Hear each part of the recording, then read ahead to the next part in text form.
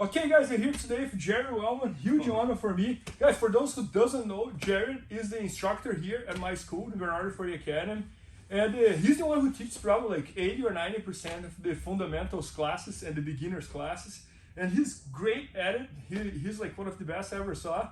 And he just got his black belt like 2 or 3 months ago. So probably like the first video we're doing here together as a black belt. And he has an instruction with us at IBJJF Fanatics. That's a great instruction. That's called Fix Your Fundamentals Closed Guard. And today he's gonna show us here all the most important, all the most basic and important details that you should know about the armbar from closed guard.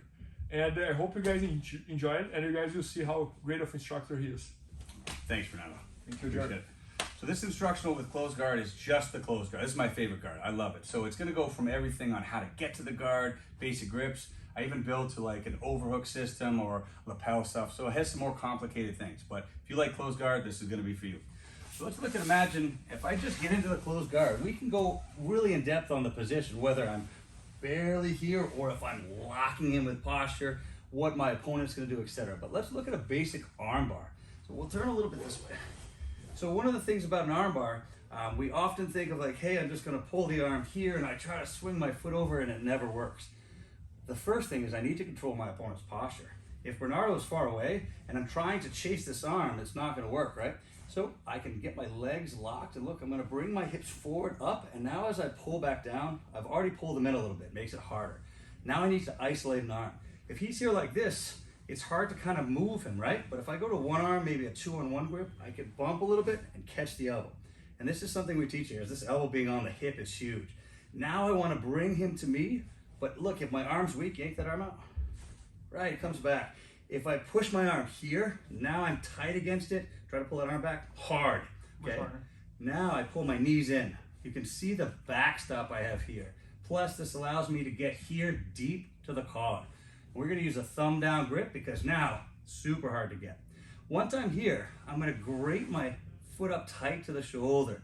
This foot, I'm gonna turn and lock against the far shoulder.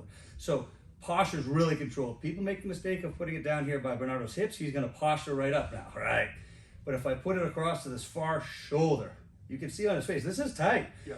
On top of it, I still have this thumb down grip, which is a bit of a choke.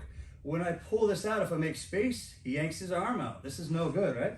So I've made all this, this tightness here and control. I'm gonna barely scrape to here.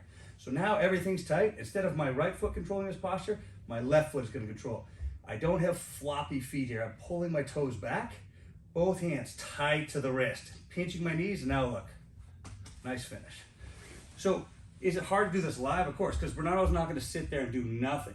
But if I try to do it very loose like this is how he's going to pass. He's going to undo everything. I have to go step by step. So we start with this. Good guard, pulling him in. I could sometimes come here, but a lot of times if his hands are back, I might have to fight for this. Like, I bump him a little bit, catch. Now, I don't reach. I pull him to me. Now I'm tight. Foot's tight. I turn. I'm strong here. A good finish. Yeah, no, and the one thing that I love saying, Jared, that I always share is like, as you can see, like he showed you like probably like 10 great details here to do the armbar. In the live row, even if you cannot execute the 10 of them, if you execute 7, you are way better than executing none.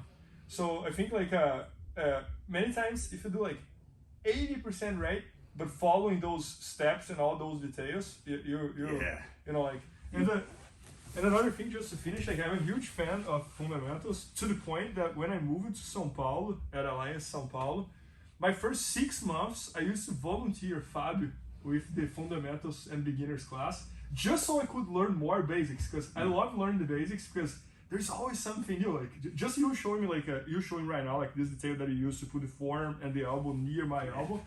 That's different, you know, like, and that makes it way harder for the person on top to remove the arm. So I think it's like learning the fundamentals of Jiu-Jitsu is never enough. Like, basics win fights. If you have good, solid basics, and everything builds on it. So if your guard is weak, if you're loose and you don't have good grips, now try to do a sweep. Like, it's not gonna happen. Get a tight guard, build on it.